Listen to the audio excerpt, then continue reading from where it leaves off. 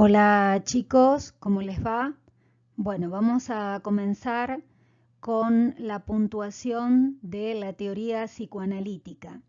Esta perspectiva teórica fundada por Sigmund Freud y los principales aportes que desarrolló para la psicología.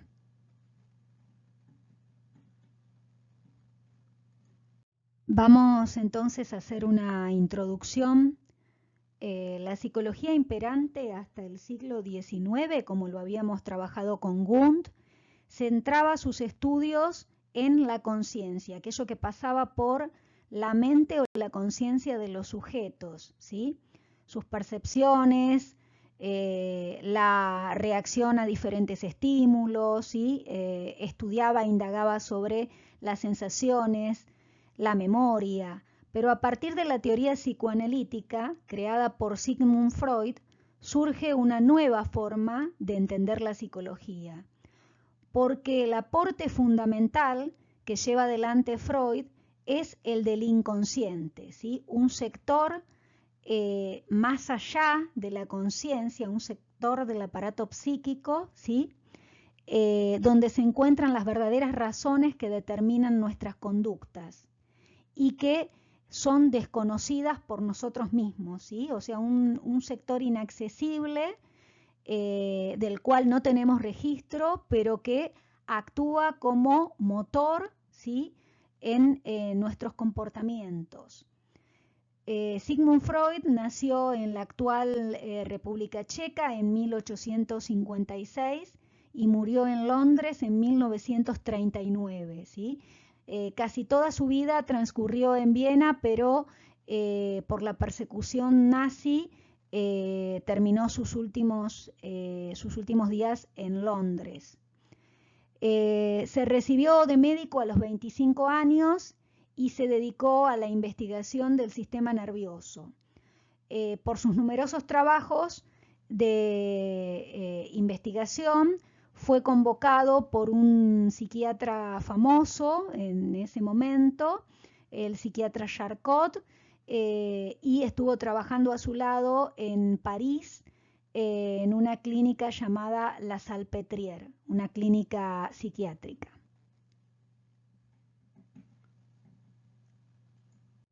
Cuando regresó a Viena, después de esta estadía en París, escribió y publicó la primera obra que fue Estudios sobre la histeria con ayuda de un colega, Breuer, y aquí por primera vez expuso la idea del inconsciente. A lo largo de su vida desarrolló su teoría basándose en investigaciones sobre el tratamiento de pacientes afectados por neurosis, ¿sí? O sea que las conceptualizaciones que Freud fue armando las fue haciendo en relación a los casos clínicos y a las pacientes que iba atendiendo, ¿sí? Eso nosotros estudiamos y trabajamos con muchos de los historiales, de los famosos historiales de Freud, ¿sí?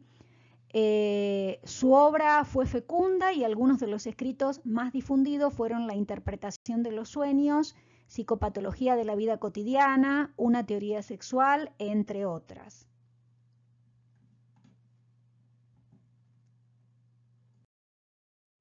¿Cómo podemos pensar respecto del inconsciente?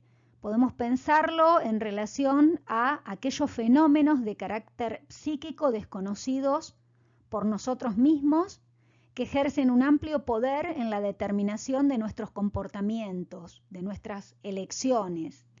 Lo inconsciente está separado, escindido del pensar consciente del ser humano, o sea, es aquello de lo cual no tenemos registro.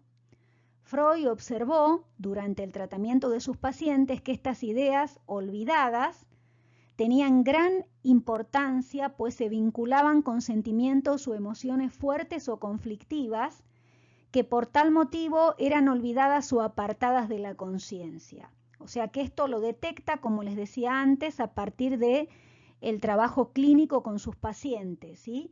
Que creían haber olvidado determinadas situaciones o determinados eventos importantes de su vida y resulta que no estaban olvidadas estas situaciones, sino que se encontraban apartadas de la conciencia, se encontraban alojadas en el inconsciente.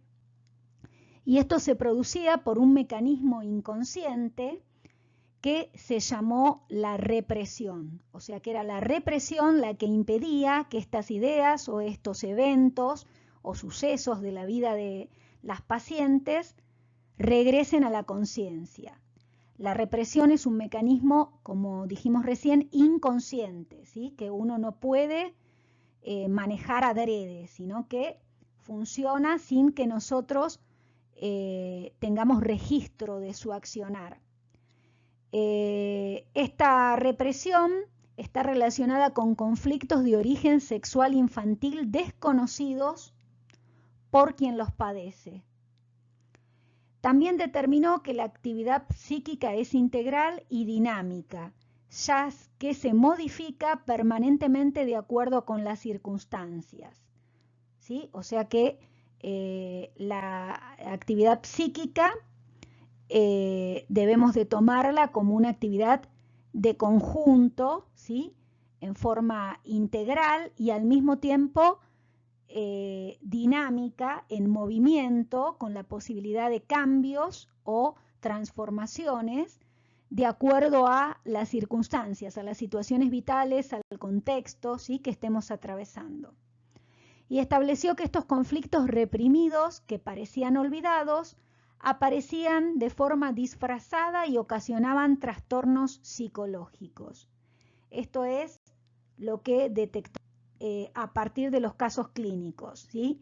Que no se trataba de cuestiones olvidadas, sino de sucesos o ideas, pensamientos que estaban alojados en el inconsciente, pero que sin embargo tenían gran efecto sobre la vida anímica y emocional de las pacientes, ¿sí? Porque ocasionaban diversos trastornos.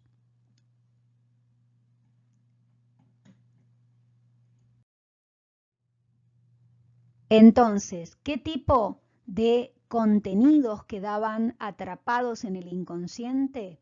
Los mismos estaban en relación con circunstancias de carácter sexual conflictivas ocurridas durante la infancia, ¿sí? Eso fue lo que pudo comprobar. Y postuló que el inconsciente, por lo tanto, es algo psíquico, ¿sí? No está en un lugar anatómico se llega a su conocimiento a través de distintas manifestaciones, o sea que no podemos ubicarlo anatómicamente, se trata de algo psíquico. El inconsciente será sede entonces de los conflictos reprimidos de carácter sexual que no tienen lugar en la conciencia por efecto de la represión. Como dijimos antes, ¿qué es lo que impide que determinados contenidos, ideas, emociones, representaciones lleguen a la conciencia? La barrera de la represión, este mecanismo inconsciente que impide que pasen a la conciencia y las mantiene en lo inconsciente. Durante los primeros años de trabajo, Freud utilizó con sus pacientes el método de la hipnosis. Luego incorporó un método llamado catártico, que incitaba al enfermo neurótico a decir todo lo que sentía o pensaba, tuviera o no relación con lo que estaba hablando, ¿sí? De aquí viene la catarsis, método de hacer descarga o exteriorizar aquello que el paciente sentía o pensaba. Luego decidió que la asociación libre debía ser el método central del psicoanálisis y es el que aún hoy se sigue empleando. Así consideró que las asociaciones que va realizando el paciente y la relación especial que va estableciendo con su terapeuta reactiva los vínculos con personas significativas de su infancia y se llama transferencia. Esto lleva gradualmente al conocimiento de los motivos causantes de la neurosis. O sea que a partir de las asociaciones que el paciente va realizando en el tratamiento psicoanalítico, uno puede ir armando el camino o va de alguna manera recreando, ¿sí? Los nexos que van dando cuenta de cuáles son las causas de su neurosis, ¿sí? Y para que esto sea posible es fundamental el lazo que se entabla entre el paciente y el terapeuta, ¿sí? A esto lo llamó transferencia, ¿sí? A este vínculo que se arma y que es el que va a permitir que el paciente proyecte o deposite en el terapeuta, ¿sí?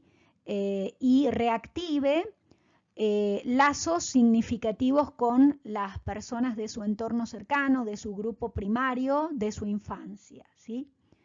Esto es lo que él pudo investigar.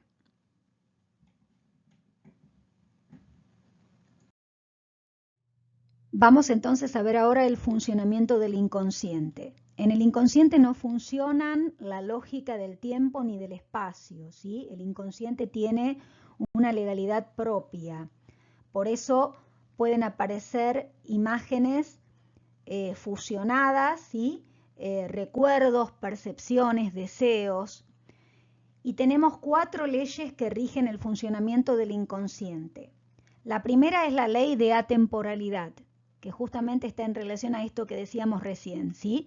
Para el inconsciente no hay antes y después, no hay una cronología que se maneje con la línea temporal. Por lo tanto, coexisten deseos infantiles, deseos de la niñez, con deseos adultos y se mezclan los tiempos. Esto lo podemos ver en un sueño, ¿sí? En el sueño podemos ver cómo por ahí aparece nuestra, pero con la cara de nuestra maestra de primer grado, por ejemplo, ¿sí? Esto muestra la temporalidad. La segunda de las leyes es la ausencia de contradicción. Los deseos o sentimientos contradictorios pueden coexistir en el inconsciente sin que esto resulte conflictivo. Algo nos gusta y nos disgusta al mismo tiempo, ¿sí? Lo mismo podemos ubicar en un sueño, ¿sí? En un sueño en el cual, por ejemplo, entramos a un lugar muy bello, muy luminoso y de pronto algo nos angustia y sentimos la necesidad imperante de salir de ahí, ¿sí? O de huir de ese lugar. Aparece la contradicción. La tercera de las leyes es el predominio del principio del placer.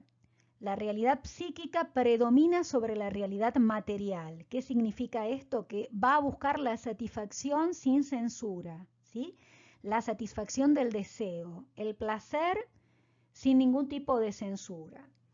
Un ejemplo puede ubicarse en un acto fallido, ¿sí? Alguien, por ejemplo, debía de abandonar una reunión con amigos, ¿sí? O algo del orden de la satisfacción para ir a cumplir con determinado deber, con determinada cita o compromiso, por ejemplo, de trabajo, y olvida el horario de la cita, ¿sí? Ahí está el predominio del placer por sobre la realidad, ¿sí? Que obligaba a cumplir con la responsabilidad, ¿sí? Y la última de las leyes es el proceso primario, que es el mecanismo fundamental del sistema inconsciente. Este proceso primario es el que establece la posibilidad de que el deseo realice distintas transformaciones. En los sueños lo podemos ver cuando se produce permanentemente el desplazamiento y la condensación. El desplazamiento está en relación a cómo algún hecho de la vida diurna, ¿sí? Va a desplazarse y va a aparecer disfrazado o no en el sueño, ¿sí? Se llaman restos diurnos. Van a producirse desplazamientos y si algo del día me conmovió o tuve alguna situación problemática o no, va a aparecer, ¿sí? Algo de esto desplazado en el contenido del sueño.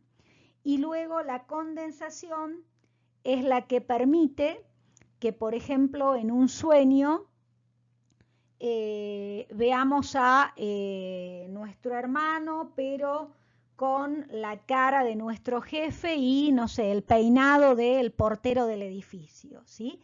Hay una condensación de figuras en una, ¿sí? De diferentes figuras de mi entorno conocidas, condensadas. Estos son los dos mecanismos del proceso primario.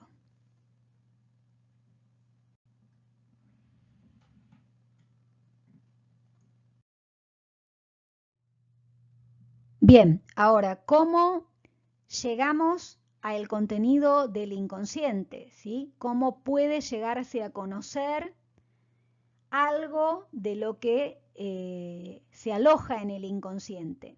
A través de lo que se llaman sus manifestaciones, ¿sí?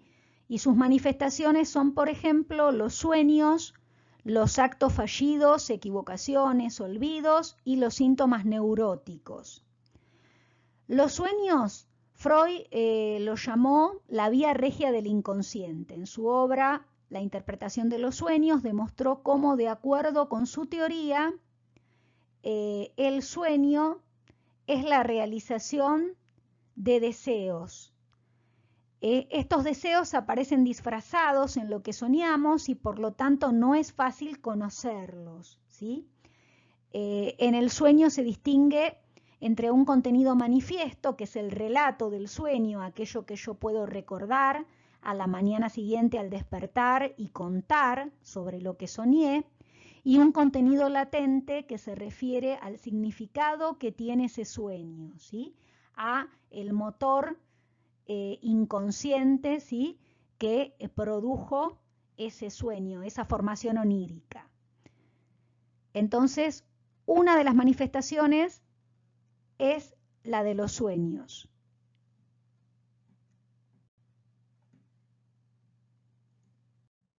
Bien, como dijimos entonces, otras de las manifestaciones del inconsciente, de las formas a través de las cuales podemos rastrear contenido del inconsciente, son los actos fallidos. ¿A qué llamamos actos fallidos? A aquellos olvidos, equivocaciones, sustituciones, errores que cometemos en la vida diaria y que se deben a causas desconocidas y surgen más allá de nuestra voluntad. A veces pueden ocasionar situaciones cómicas o risueñas, otras desagradables, de acuerdo a el acto fallido o el olvido que hayamos cometido. En algunos casos podemos identificar fácilmente cuál es el deseo inconsciente que estamos expresando a través del acto fallido. Un ejemplo puede ser, tenemos una reunión de trabajo a la mañana muy temprano y la noche anterior estamos resolviendo si vamos a asistir o no, estamos con pocas ganas, ¿sí? Y finalmente olvidamos poner el despertador, ¿sí? Acá podemos rastrear más fácilmente o sencillamente cuál es el deseo inconsciente que prevaleció ahí y que nos llevó a tener este olvido, ¿sí? En otros casos, como puede ser el de llamar o nombrar a nuestra pareja actual con el nombre de nuestra expareja, estaríamos ante un acto fallido o una equivocación más difícil de desentrañar, ¿sí? Bueno, son ejemplos. Otras de las manifestaciones del inconsciente son los síntomas neuróticos, ¿sí? Todo síntoma siempre es señal o indicador de algo, ¿sí?